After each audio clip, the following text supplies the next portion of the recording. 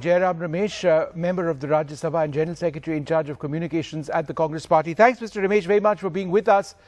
Now, Mallikarjun Kharge has been considered the Gandhi family's unofficial candidate, as it were. That word official has been used several times. He apparently has the support of a large number of senior leaders, while Mr. Tharoor has pitched himself as a candidate of change for the party.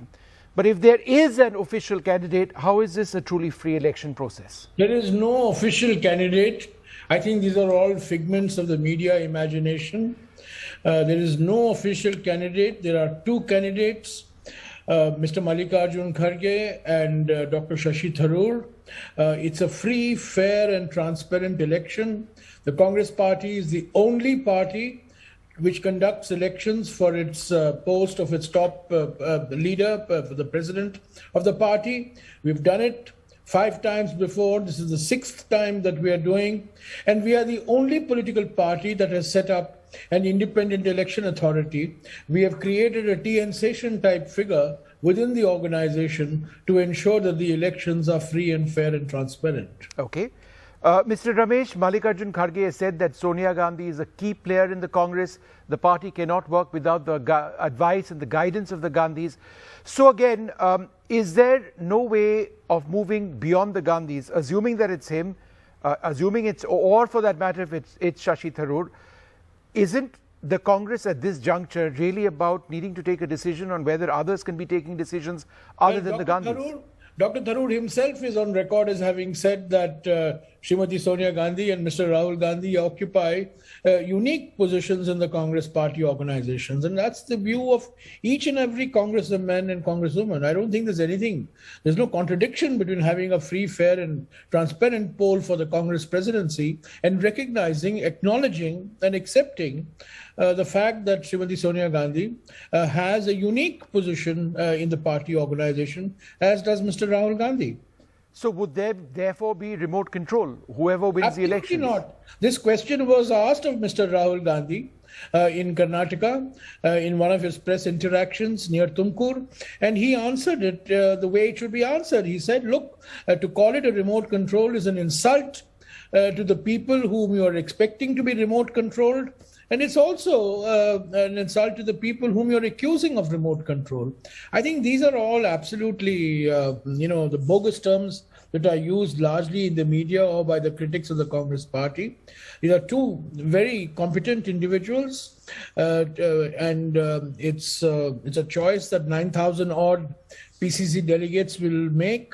Have already exercised their vote, and the whole process is being monitored.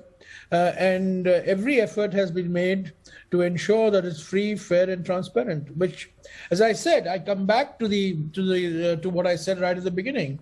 We are the only political party that conducts elections for the post of its president, and not only that, we are the only party which has had an independent election authority for ensuring that these polls are seen to be fair and free and transparent. Just a quick question. Will the new president answer to Sonia Gandhi? Absolutely not. The new president is the new president. Okay. Srimati Sonia Gandhi is the former Congress president, as is Mr. Rahul Gandhi, the former Congress president. And whoever is elected as Congress president, the result will be announced on the 19th of October evening, will be the Congress president. I mean, the Congress president is the Congress president. All right. Now, Shashi Tharoor has alleged that the contest has not been a level playing one. For example, in accessing delegates, he claims that... I would like to cut you short, sorry. No, go ahead. Sorry, because, these allegations, so-called allegations, have been answered. The best person to answer them is our TN Session, Mr. Madhusudan Mistry. He's answered them repeatedly. He has said that every effort has been taken to ensure that the polls are free, fair and transparent. We have gone out of our way to ensure no bias, no partiality. I myself, 3 of my spokespersons have resigned as spokespersons in order to be working for the campaign of one of the candidates. And none of us have said anything publicly. No, but I'll tell you what Mr. Tharoor has said. I think the only person to answer this question is Madhusudan Mistry, the right? chairman. But let me ask you, nonetheless, this is what Shashi Tharoor has alleged. He says that several PCC chiefs and senior leaders were not available for a meeting with him during visits to respective states. These allegations are allegations. They have been answered by Mr. Madhusudan Mistry. He has taken every precaution, every care. He has taken, he's to the point of even sending a letter to us 48 hours ago. So is there an untruth in what Shashi Tharoor has said, that senior leaders have not been meeting him? Is there an untruth in what he has said? Let me just say this, that he even went to the extent of saying 48 hours ago that those in charge of a state, the AICC in charges, cannot vote in the states for which they are in charge of, but they have to vote in their home state. So, I think Mr. Mistry has been very, very meticulous, and he's been very particular about ensuring that these polls are perceived to be free, fair, and transparent. And I hope that whatever the result on the 19th of October, when it's announced, will be accepted with grace by all of us. And we move on.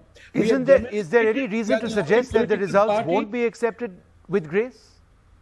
I'm expecting it would be accepted with grace. I'm confident it will be accepted with grace. I'm sure there will be some naysayers in the media and the opposition who will keep raising all these questions and doubts.